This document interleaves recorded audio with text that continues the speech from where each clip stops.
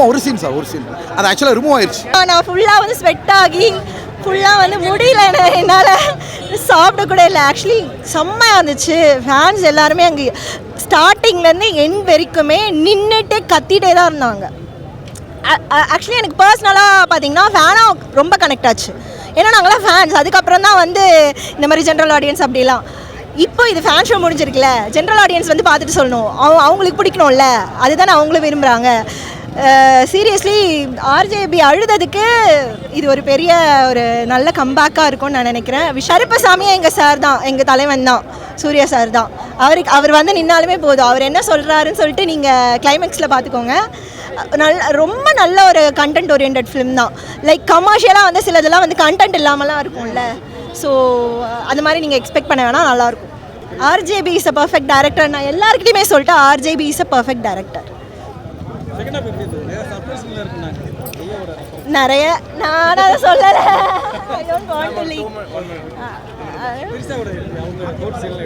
Actually Trisha எனக்கு ரொம்ப பிடிக்கும், சின்ன வயசுலேருந்து ரொம்ப பிடிக்கும். லைக் இந்த பேர் வந்து நான் லிட்ரலி ரொம்ப வருஷம்க்கு அப்புறம் பார்க்குறேன். செம்மையாக இருந்தாங்க பேரே பார்க்கவே. படம் வேறு மாதிரி தலை பயங்கரமாக இருக்குது. இப்போ அடுத்த ஷோ பார்க்க போகிறேன். இப்போ அடுத்த ஷோ போய் பார்க்க போகிறேன். மிரட்டி விட்டார் ஆர்ஜே பாலாஜி. இது கடைசியில் இன்டர்வல் பேக்கு கிளைமாக்ஸ்லாம் சதற விட்டார். சரியான படம், மிஸ் பண்ண. இனிமேல் ஆனால் சூர்யா கேட்டர் ஸ்ப்ரெட் பண்ண அவள் தான். படம் வேறு மாதிரி இருக்குது. கதையெல்லாம் பயங்கரமாக இருக்குது தலை. வெறும் கதை. கருப்புசாமியை வந்து கண் முன்னாடி சூர்யா சார் வந்து நடிக்கும்போது வேற லெவல் இருந்தது. அழுக வச்சிட்டாரு. கூஸ் பம்ப்ஸு செம்மைய பிச்சு படத்துட்டாரு. மியூசிக்லேருந்து எல்லாருமே சரி. ஆர்ஜே பாலாஜி டேரக்டர் வேற லெவல், வில்லத்தனம் வேற லெவல் பண்ணிட்டாரு, வேற லெவல் பண்ணியிருக்காரு. செகண்ட் ஆஃப் ஃபுல்லாக காட்டு தான். கடவுள் வந்து என்னென்ன பண்ணுற சொல்கிறதா கதையே. ஃபுல்லாக வந்து அவரோட ஆட்டம் தான், கடவுளோட ஆட்டம் தான். நீதிக்கும் அநீதிக்கும் உண்டான இது மெசேஜ். ஃபைனலாக நீதி தான் ஜெயிக்கும்ன்றது தான் முடிச்சிருக்காங்க. அவ்வளோதான். இதான் கடவுள் நம்பிக்கை. அவன் தான் கடவுளை கண்ணால் பார்த்து தலையை துண்டா எடுக்கிறாரு கருப்புசாமி. அவ்வளோதான். கடவுள் இல்லையா? கடவுள் இல்லைன்னா நீ இல்லை, நானும் இல்லை, இந்த பூமி இல்லை, வானம் இல்லை, எதுவுமே கிடையாது. கடவுள் இல்லைன்னு சொல்லவே கூடாது. அந்த மாதிரி கடவுள் இல்லை சொல்கிறவன் இப்போ திருப்பி சொல்கிறேன், கடவுள் இல்லை சொல்லுவேன். சாவும் போது கடவுளை பற்றி நான் தெரிஞ்சுட்டு தான் சாவோம். அது வந்து வெளியில் ஒன்றும் சொல்ல முடியாது. அது கடவுள் இல்லை தான். கடவுள் இருக்காரு. கடவுள் இல்லைன்னா எதுவுமே கிடையாது. ஓகேவா? அநீதி நடக்க நீதி வந்துச்சு. இப்போது நீதி வரும். இனிமேல் நீதி தான். அதுதான் எல்லாமே ஒரு மெசேஜை சொல்லியிருக்காங்க. ஓகே, ஜெய்பீம் பாட்டை தான் கண்ணிலே நீதி உண்டு தான் அதே கலாய்க்கிற மாதிரியோ, நம்ம ஏகேக்கு எப்படி குட் பேட் ஆக்டியில் எல்லாம் சீன் வச்சு அவர் பண்ணாரோ, அதே மாதிரி ஆர்ஜே பாலாஜி வந்து சிங்கம் காமிச்சு போலீஸ் டிபார்ட்மெண்ட் வந்துட்டாங்க, அகைன் நாங்கள் வந்துட்டோம் அப்படின்னு அவங்களும் வந்து மாறு தட்டுற மாதிரி டிபார்ட்மெண்ட்டே தூக்கி வச்சுக்காங்க. இனிமேல் டிபார்ட்மெண்ட்டு பார்த்துப்பாங்க. விமன்ஸில் இல்லை, தேவையில்லை, அவர் கடவுள் இல்லை, அதனால் வந்து அது மாதிரி கொண்டு வரல. மேம் வந்து கூட ஃபுல்லாக ட்ராவல் பண்ணுறாங்க, த்ரிஷா மேம். ஸோ கதைக்கு ஏற்ற மாதிரி ட்ராவல் பண்ணுறாங்க. அவ்வளோதான். சூப்பராக நடிச்சிருக்காங்க மேம். சதற விட்டார் சீரியஸாக. எல்லாருமே அவருக்காக தனியாக கத்திருந்தோம் உள்ள தேட்டரில். சீரியஸாக சொல்கிறேன், எல்லாம் படம் பார்த்துட்டு ரிவ்யூ சொல்லுங்கள். த்ரிஷா அவங்க சப்போர்ட்டிங் ரோல் படம் ஃபுல்லாகவே வந்திருந்தாங்க. அவங்களும் சூப்பராக பண்ணியிருந்தாங்க. ஒரு சைடு அது வைக்கல ப்ரோ, சும்மா பிஜே மாதிரி அங்கங்கே வச்சு முடிச்சிட்டாங்க. சூப்பராக ப்ரோ, பயங்கர ப்ரோ. இது சூர்யா ஃபேன்ஸ் இல்லை, அதர் ஃபேன்ஸும் பயங்கரமாக சாட்டிஸ்ஃபை பண்ணும். எப்படிலாம் சூர்யா பார்க்கணும், கமர்ஷியல் ஹீரோன்னு சொல்லுவாங்களே, அந்த சிங்கம் டைம்லலாம் எப்படி மிரட்டிருப்பார், அந்த மாதிரி பண்ணியிருக்காரு. அது நீங்கள் பார்த்து தெரிஞ்சுக்கோங்க ப்ரோ, அதெல்லாம் சொல்கிறதா இல்லை. பட் மூக்குத்தி நான் பார்க்கல. இந்த படம் பார்த்தேன். தென் தமிழகத்தில் உள்ளவங்களுக்கு ரொம்ப பிடிக்கும்ப்பா. நான் ஆக்சுவலி கருப்புசாமி பக்கத்தில் என்னோட வீடு மதுரையில் 18ஆம் படி கருப்புசாமி இருக்குல்ல, அழகர் கோயிலுக்குள்ளே தான் இருக்குது. ஸோ அந்த காவல் தெய்வத்தோட வேலையை சூப்பராக காமிச்சிட்டாங்க. தப்பு பண்ணுறவங்களுக்கு கூட தப்பு பண்ணணுன்ற ஒரு எண்ணம் வராது, அந்த மாதிரி எடுத்திருக்காங்கப்பா. இந்த மாதிரி படங்கள் மூலியமாக சமுதாயத்தில் ஒரு சீர்திருத்தத்தை ஏற்படுத்துகிற மாதிரி இருக்குது. அந்த மாதிரி தான் படம் அமைஞ்சிருக்கு. சூப்பர்ப்பா, வித்தியாசமான ஆங்கிள். ஏன்னா லவ் ரொமான்ஸும் இல்லாமல் சமுதாயத்தில் நடக்கிற அநீதியை தட்டி கேட்குற மாதிரியான ஒரு கதாபாத்திரம் த்ரிஷா மேடம் ப்ளே பண்ணியிருக்காங்க. ரொம்ப சூப்பராக இருந்துச்சு, நல்லா இருந்துச்சு. அவர் ஹீரோக்கு ஈக்குவலாக பண்ணியிருக்காரு. ஆர்ஜே பாலாஜி சார் வந்து ஹீரோக்கு ஈக்குவலாக யாருமே எதிர்பார்த்துருக்க மாட்டாங்க.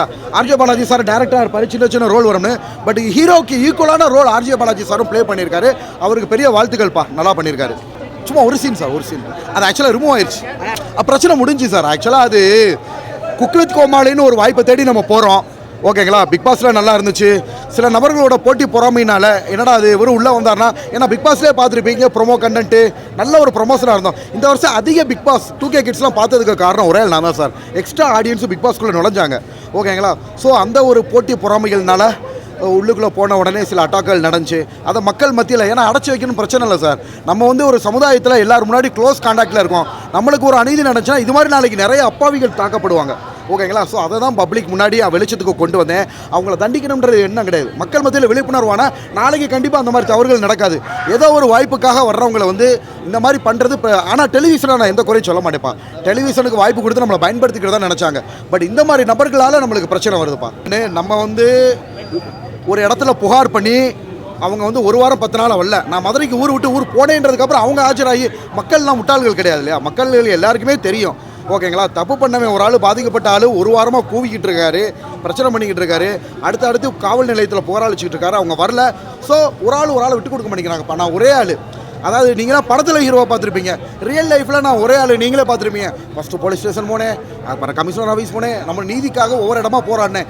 எல்லாம் பிரச்சனையெல்லாம் போராடி முடிச்சு ஊருக்கு போனதுக்கப்புறம் அவங்க ஒரு ஸ்டேட்மெண்ட் கொடுத்துருக்காங்க. மக்கள்கள் முட்டாள்கள் கிடையாதுல்ல. பிக் பாஸ்லேருந்து நான் வெளியில் வந்ததுக்கப்புறம் அதே விஜய் டிவியில் 5-6 ஷோ நான் பண்ணேன். ஓகேங்களா. அப்போல்லாம் எந்த பிரச்சனையும் கிடையாது. இந்த பிரச்சனைக்கு மூல காரணமானவர் வேற ஒரு ஆளுப்பா. ஓகேவா. அதில் இடையில மாக்காப்பா வந்து உள்ளுக்குள்ள நுழைஞ்சவர் தான். பிரச்சனையே திசை திருப்பி வேறு பக்கமாக திசை திருப்ப ட்ரை பண்ணாங்க. அந்த மாதிரி இப்போ பிரச்சனை போச்சுமா. மக்கள்கிட்ட அது விழிப்புணர்வை ஏற்படுத்திட்டோம். என்னதான் இருந்தாலும் பசுத்தோல் போர்த்திய புலிகளை பற்றி வெளியில் மக்களுக்கு தெரியும் இல்லையா. எடுத்து நிறைய பேர் பொண்ணுங்க இருக்காங்கப்பா, நிறைய பேர் ஃபேன்ஸ்லாம் நம்பர் வாங்கியிருக்காங்க. ஒரு அளவுக்கு மேலே யார்ட்டையும் பேச மாட்டேன். அந்த நாகரிகம்ன்றது நம்மளுக்கே தெரியும். ஓகேவா. அந்த லெவலில் தான் பண்ணுவோம். ஒருத்தவங்க மேலே குறை சொல்லணும்னா அப்படி தானே பண்ணுவாங்க. ஆதாரம் இல்லாமல், எவிடன்ஸ் இல்லாமல் ஏதாவது பண்ணுவாங்க. அவங்களுக்கு சப்போர்ட்டாக ஒரு சில பேர் வச்சு பண்ணுவாங்க. பட் பழகிற மக்களுக்குலாம் தெரியும்ல, ஆஹா இவர் நம்மக்கிட்ட யாருக்கா மெசேஜ் பண்ணால் திருப்பி மெசேஜ் கூட பண்ண மாட்டேன்ப்பா. முக்கியமான ஆட்கள் செலக்ட் பண்ணி தான் நான் பேசுவேன்.